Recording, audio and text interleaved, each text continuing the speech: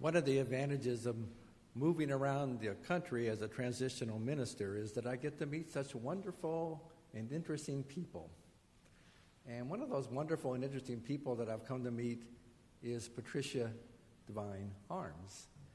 And Patricia often worships with us on a regular basis, but today she's coming as a spokesman for the Junior Leagues of New Jersey. And so, Patricia, we welcome you as you bring your message for us today.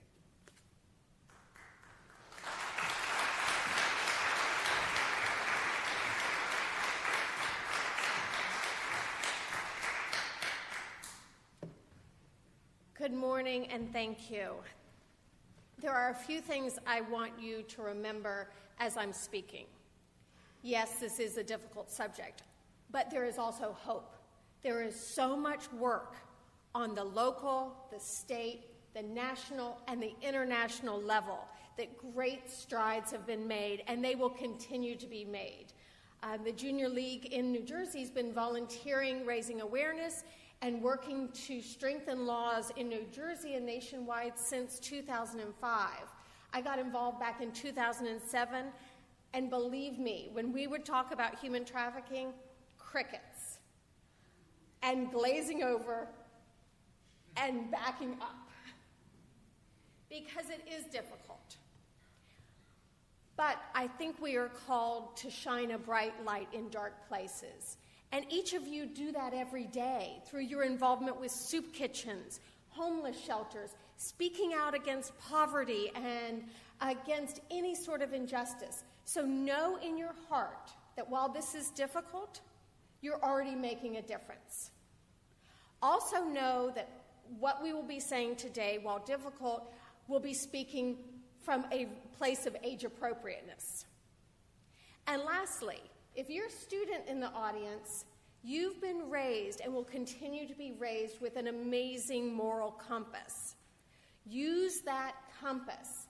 Use your gut feeling if you come across a situation with your friends, or when you're out and about, if you're approached by someone. Use your gut instincts to tell a trusted adult. Trusted adults, if a youth comes to us and it's a difficult subject, if we say to them, whoa, wait until your father comes home, your mother comes home, go to your parents, go to your grandparents to talk about this, whatever the subject is, what the message we're sending is, I said I'm open to all sorts of communication, but I'm really not. And so if we say that a student can come to us with any topic, let's make sure they can.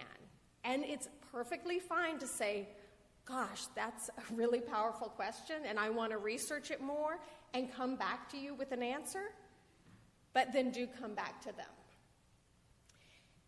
There'll be a lot of information. I'm only going to touch on some highlights because there are 2 videos, and if they're working, they are powerful and eloquent.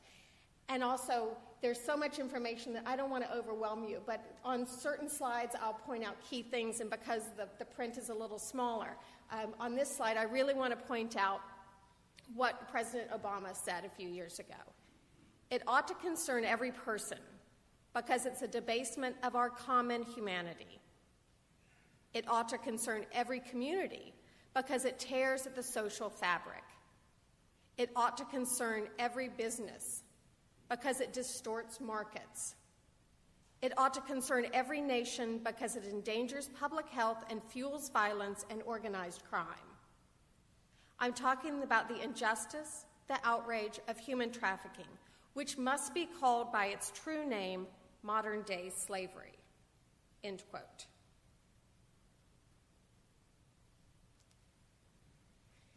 So we've already heard that it's whoopsie-daisy. And I do think whoopsie-daisy ought to be in our everyday vernacular. So we've already heard that it is modern-day slavery. 2 types of trafficking: commercial sex industry and labor trafficking. Trafficking is different from smuggling. Smuggling is a crime against a country, a crime against a nation. Trafficking is a crime against a person. There can be overlap, but understand it's 2 different things. Traffickers use force, fraud, or coercion to continue to entrap the person. By federal law, which the first federal law was passed in the year 2000, and by New Jersey law, we were at the forefront passing the first law in 2005. If you're under 18 and working in the commercial sex industry, you are automatically, by virtue of your age, regardless of age of consent, a trafficking victim. Lots of ways of force, fraud, and coercion. The most important thing to remember is that emotional chains can be just as devastating and enslaving as physical chains. Risk factors. Again, a number of those, and key risk factors are a desire to belong. Who doesn't want to belong? Who doesn't want to have trust when someone says, you are an amazing person and I want you to be with me?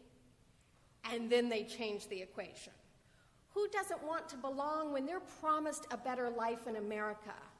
Or someone goes to a small village like Togo, we'll see survivors somewhere from Togo, and says, you can't feed all your children, but yet I can give some of your children an opportunity in America.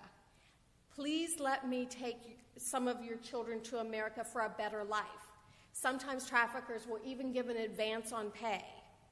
And unfortunately, that gets misconstrued where people think that adults are selling their children. While sales can happen in the most debased family, the reality is it's force, fraud, coercion.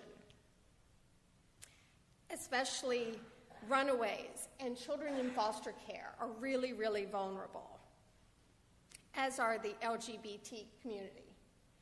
Because again, there's a desire to fit in. Trafficking in the U.S. is basically everywhere. It involves U.S. citizens, documented immigrants, as well as undocumented.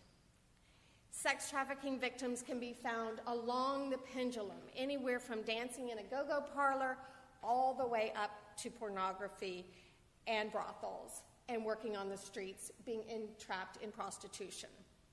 Labor trafficking can happen in restaurants, nail and hair salons, through groups going around selling things like magazines. Not to say that every time you see a group selling something that it's an issue, but to keep in mind that there can be vulnerabilities and enslavement and people being preyed upon.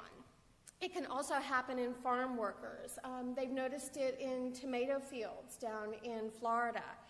And definitely restaurants, construction sites. And if any of y'all remember deaf individuals selling things on subways several years ago in New York City, they knew a sign language that was not American Sign Language. Years past, they realized that those people were trafficking victims because they were brought to America with the hope of a better life. Then they were told to meet quotas for sales. Then they were told that they had to keep changing the goals and they weren't allowed to leave. The difference between labor exploitation and trafficking is that if you take a really bad job making $2 an hour, and that's not minimum wage, and you hate the job, but you can say, okay, I'm out of here. And the boss says, I wish you well. I hope you find a job that better suits you. And even if the boss doesn't say that, the boss lets you find another job because it's not even letting. We in our freedom have a right to work and to leave work. Trafficking is when you're in a situation where you are not allowed to leave. It's a problem in New Jersey because of our density, the diversity of our population. It's wonderful that we're multicultural, but unfortunately, traffickers can use that to let trafficking blend in with an environment. It literally can be happening in plain sight. And a wonderful quote, injustice anywhere is a threat to justice everywhere. As this video will show, think about some of the barriers to disclosure. Think about how these girls and women, why they didn't disclose. Of something hard to believe, something you might never expect, something that happened in plain sight. You are looking at girls who were held as slaves in America. Not for a week or a month, but for years. Can you tell us about what it was like having someone else control all of your movements, everything you did? It was like being, being trapped, being in a cage. It's horrible. Mm-hmm. Like sometimes it's not enough food for us to eat. No freedom at all. Nicole and Zena and another 20 girls like them were brought to the U.S. from their homes in the West African nations of Ghana and Togo nearly a decade ago. Barely teens, promised an American education. They were instead enslaved in Newark, New Jersey. What did the traffickers take from you? They took my childhood from me, my teenhood. They took it from me. They took my trust from me, and they took everything. They took everything away from me. The girls were forced to work in hair braiding salons, serving customers all day, right out in the open. Their captors took all the money the girls earned, every penny. How many days a week were you working? 7 days a week. How many hours a day? Sometimes 14 hours. This went on for 5 to 6 years. Traffickers held the girls in several houses in Newark and East Orange. The traffickers no longer live there. This is the neighborhood where these girls were being held, and just look at it. Manicured lawns, nice houses. It looks like any neighborhood in America, and it definitely doesn't look like a place where you'd expect to find slavery. Who would commit such a crime? These are the traffickers. Akawavi Afalabi, the wife, was the ringleader. Lasisi, the husband, and Derek, the son, were accomplices, according to court documents and law enforcement. Why did they do it? Money.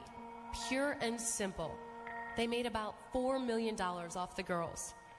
Paul Fishman is the U.S. Attorney for New Jersey. His office prosecuted the case, resulting in convictions. I think it's hard for some people to believe that in the year 2010 we have people who will actually put people in slavery. It's the most fundamental and intolerable violation of human rights. A Newark court recently sentenced Akawavi Afalabi to 27 years in prison. The father got 24 years and the son 4.5 years. But after all the promises she promised me, and then when I got here, all my life was messed up. And I always tell her, if I knew this is how my life was gonna be, I'll never come. I'll never let her take me.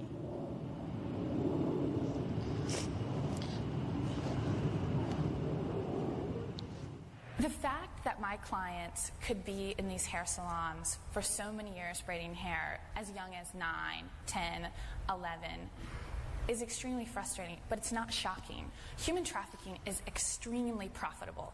It's so profitable that we're seeing some drug traffickers get out of drug trafficking and into human trafficking. Zena took me on a walk where the girls used to walk every morning to work. From the house to the hair salon down the street. Slave girls walking in plain sight of an entire community. I always thought of running, but I ain't know nobody, and I didn't know where to go. Finally, after 5 years, a tip came to Immigration and Customs Enforcement, or ICE. These girls were shielded from the outside world, virtually hidden in plain sight. After months of surveillance, ICE agents raided the houses. Inside, they found the girls, mattresses on the floor, and filthy conditions. The traffickers had hidden bags of cash and the girls' passports. Something else the agents found?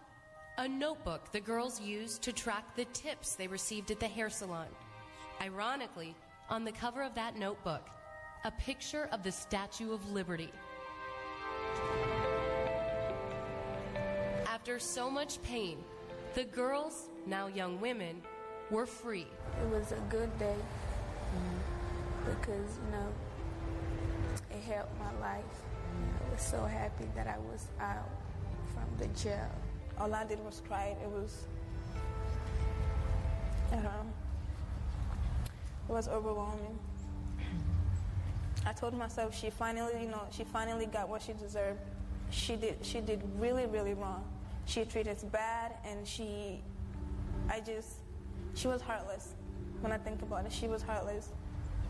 And I'm happy that she's caught. Amber Lyon, CNN, Newark, New Jersey. This is a story of hope because the victims, and we want to make sure we change our vernacular so once you're rescued, you are a survivor. Let's start empowering you from the very moment you're rescued or you disclose that what's happening, that you're a survivor. They have been given a lot of life skills courses. They're allowed to stay in the U.S. We're so fortunate that in New Jersey, in Newark, we have FBI human trafficking survivor specialists. We have 2 of them. They're amazing women. We also have Homeland Security Investigations, a victim services specialist in Newark, also amazing. They work with survivors along with a lot of nonprofits, and DCP&P, used to be called DIFAS, Division of Youth and Family Services, is now the Department of Protection and Permanency. And making sure that survivors are empowered by, obviously, immediate medical care as needed, psychological care, life skills training, education opportunities, and getting to know their true worth and not being defined by what happened to them. That's a really strong message that Polaris Project, who works with victims, they're at the forefront every day. They say to the survivors, you are defined by your worth, by who you are as a person, not what someone else did to you.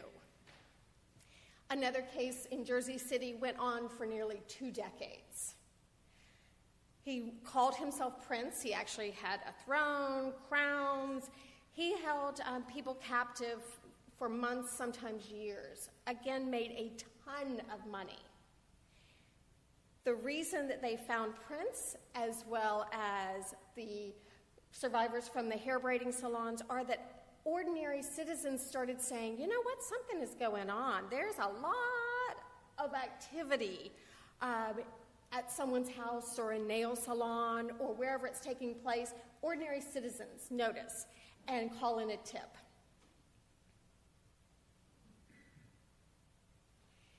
There is incredible power in local and state collaboration. Martin Luther King said, every step toward the goal of justice requires sacrifice, suffering, and struggle, the tireless exertions and passionate concern of dedicated individuals.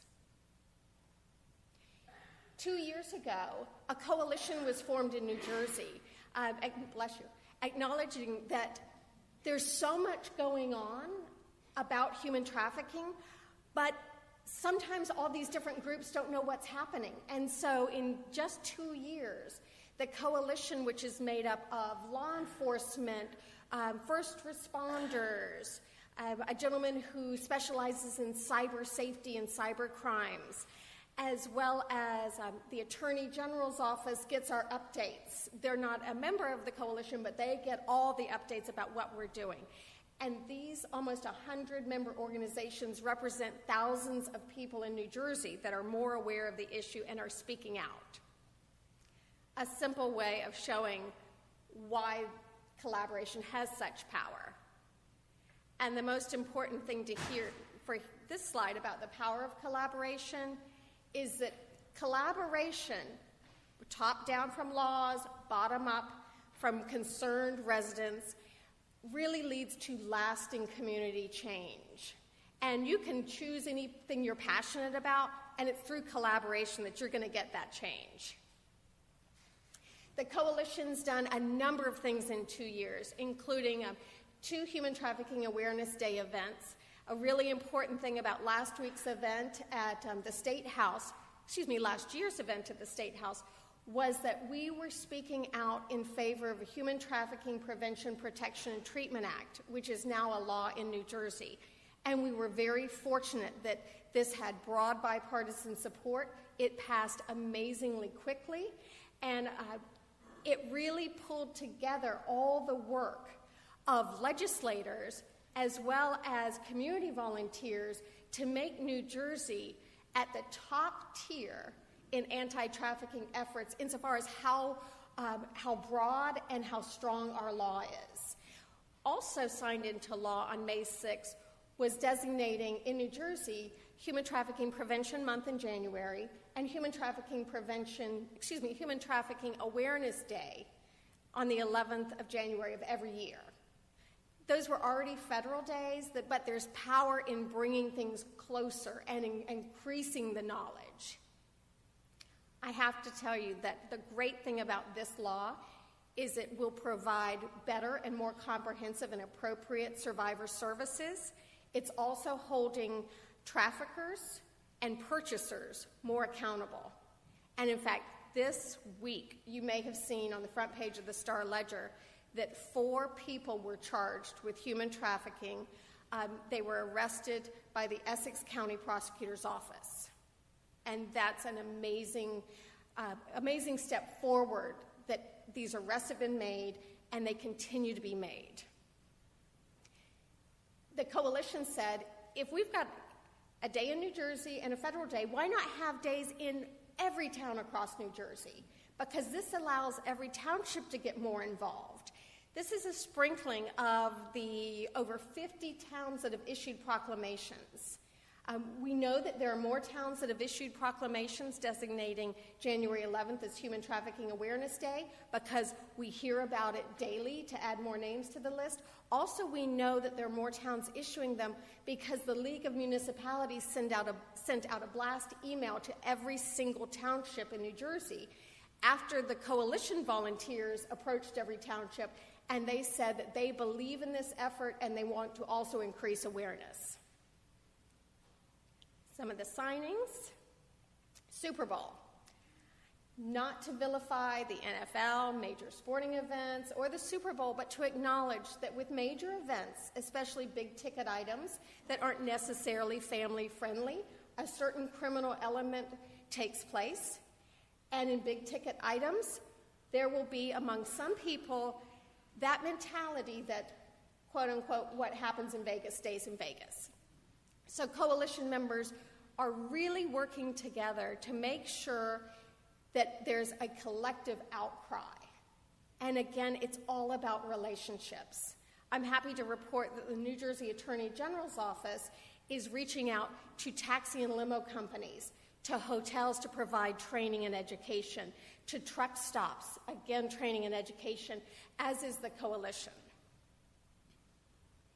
Some of the training the coalition did and the outreach, 200 volunteers have contacted 400 hotels in New Jersey to get an understanding, do the hotels understand that human trafficking is an issue in New Jersey, throughout the U.S.? And then also to let them know that what resources are available. It's not holding them accountable. It's saying, if you think something's happening, report it, and giving them the national hotline number as well as the New Jersey hotline. The Tri-State Coalition for Responsible Investing right here in New Jersey, they have harnessed 400 volunteers. Again, as part of this effort, they've reached out to New Jersey, Pennsylvania, Connecticut, and New York to over 1,000 hotels. And that is an amazing thing because hotel staff, whether you're at the front desk or housekeeping, oftentimes they will notice something. A number of community events have been taking place, and the value of the next few slides are to think, what group am I involved with, and what can we possibly do? There have been events within a community, on college campuses, in schools. There's an amazing group called Project Stay Gold. This started in middle school. They have a great website, which is right there, projectstaygold.org. What the students said when they heard about the history of slavery in America and that it was abolished 150 years ago, when they heard about that, they said, but if people are still being trapped, we've got to speak out. And so they started speaking out among their other students, and they've been asked to speak out at Attorney General's assemblies, as well as their her history teacher, who's their guidance counselor. He actually testified to the U.S. Senate recently, talking about the benefit of education in schools. The Attorney General's office also has student assemblies during the month of January. They're in about 9 different counties, and the Board of Education is fully in favor of that. There is a website, njhumantrafficking.gov, is to the Attorney General's office, and you can also access their information from the Coalition's website. More examples of using interfaith, religious, art, movies. Any environment is an opportunity for education. And I'm happy to say that since 2009, the United Church of Christ has been working on this issue as well. How can you join the outcry? Here's a quote from Frederick Douglass. "Those who profess to favor freedom and yet depreciate agitation are men who want crops without plowing up the ground."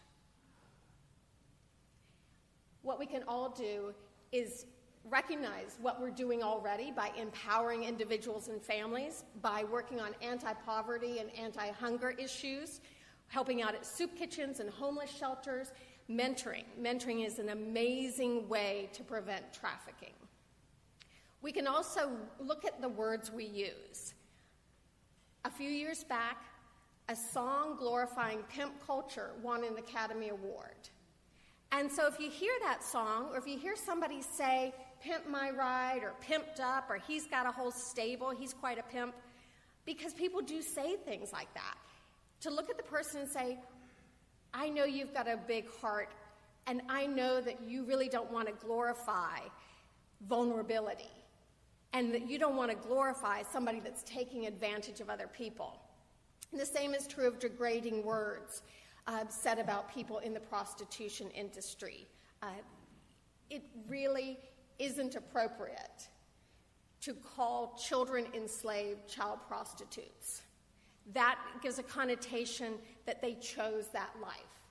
By virtue of being under 18, they are a victim. And so preferred way to speak about children that are involved in the commercial sex industry is either the commercial sexual exploitation of children, which is long and cumbersome, but you can simply say prostituted child. And there are a number of signs. I apologize. Let's go forward. You can continue to educate yourself, but more important is to, if you see something that doesn't sit well with you, make a report. The National Human Trafficking Hotline is 888-3737-888, and that's not a typo. It's easier to remember that way. And I have to tell you, if you accidentally dial 800, you're going to get a sex line. That shows that where money can be made, people will be making money. There's also the opportunity to text a tip anonymously to the Human Trafficking Hotline. The benefit to the national hotline is that they're compiling data to show where along the I-95 corridor there are traffickers going up and down I-95, so the more data compiled, the better the investigations can be. And this shows the power of one person seeing something that wasn't right and calling in a tip. We all went in, and it was me and my cousin Chrissy and my cousin Cody. We went in and asked my mom if we could go down and get some Frosties before dinner. And she said, yeah. Me and Chrissy's walking, and that's when the Lincoln pulled up.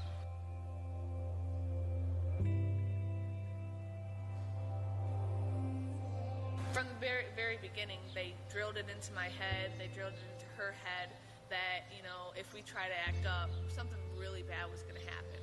He threw me into the dining room table, busted me up pretty good, but Chrissy, he dragged up the stairs by her hair, threw her down the stairs, and did it again like 3 more times. I didn't want to end up dead. I didn't want her dead and it be my fault, you know. I mean, it's like they had us completely wrapped, completely controlled, you know, to where we were brainwashed, to where we were like, okay, we have to do this or else, you know, something bad could happen. I mean, that's what they did. They just played us off each other, you know, and it worked.